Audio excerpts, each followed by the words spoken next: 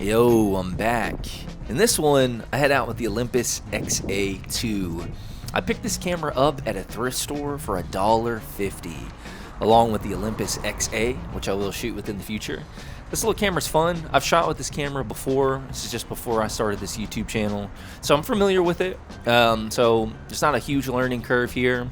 These cameras are old and aren't perfect, so a lot of these images have kind of a haziness to it, which I think adds a bit of character to a lot of these frames that I capture. And yeah, it's just a fun kind of point and shoot body with, you know, a few manual controls that I think set it apart. And yeah, you know, I don't get a lot today, but I get a few. So let's see what we can get.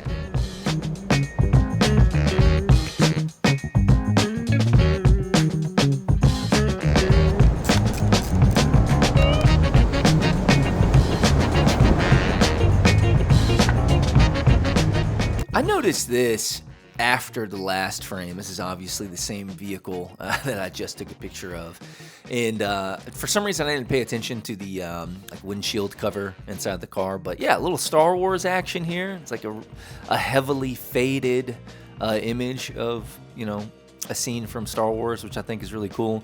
So I decided to grab that. I think the contrast with the reflection of the sky, just kind of the old faded image of the three here, it's pretty cool. I like the way that looked. So yeah, this one was fun. A fun one to kind of start my day of shooting.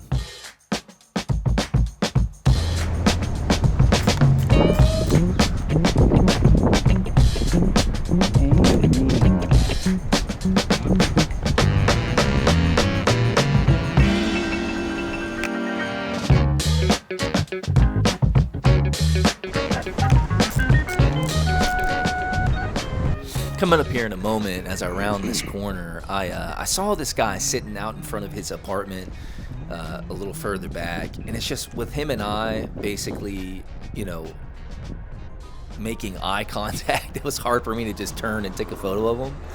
So I decided to grab a hip fire shot of this, which, you know, it turns out okay. I think it would have been a lot better if I stood there and planned it, but I grabbed this one. You know, once again, I think, you know, there's a bit of blurriness to this because of the hip fire shot I got. I wasn't even looking in his direction when I took this, because for some reason in my mind I thought he was just staring right through me. Like, why is this dude walking around the camera? And, you know, a lot of that's just in my own head. I do find that half the time, maybe even 75% of the time, I find myself feeling that way, like really self-conscious or like hyper aware of my surroundings. And I'm thinking people are looking at me or staring at me. It's not the case at all. And that was the case here as well. This guy's just kind of preoccupied on his phone. He wasn't worried about me at all. So I probably could have gotten a more kind of crisp, you know, framed image here, but this one still turned out really good for not having any idea of which direction I was shooting, and without looking at all. You know, it's framed nicely. It feels nice and level, and him just kind of hanging out in front of his apartment. Just a slice of life shot that I tend to gravitate towards. So yeah, this one was nice.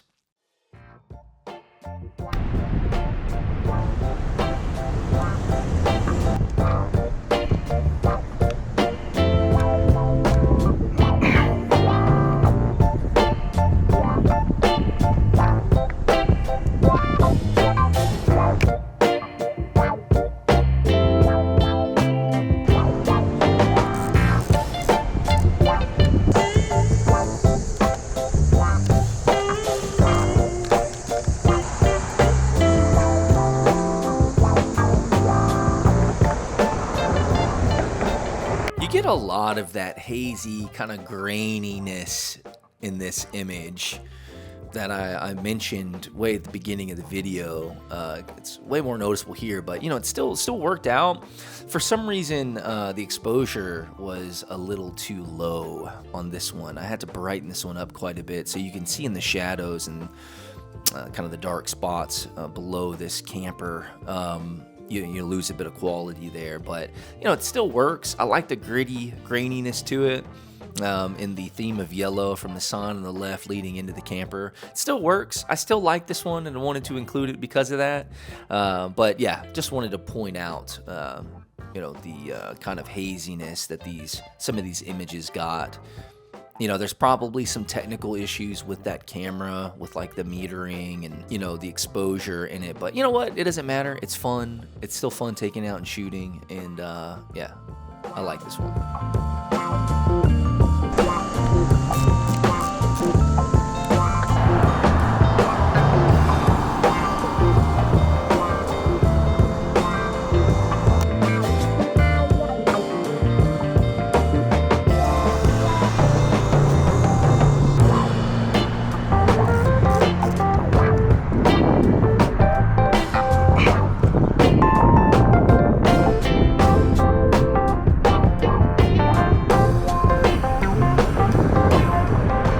I'd say this one was my favorite frame for the day. I noticed it's just walking down after I kind of messed up that previous shot with my finger in the frame.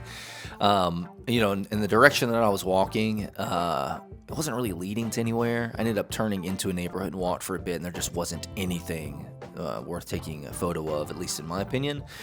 So this one was cool. Once again, this is another situation where I felt like this lady was just staring right through me as I kind of awkwardly take a photo of her across this street here. And she may have glanced at me at one time, but wasn't when I took the image, clearly.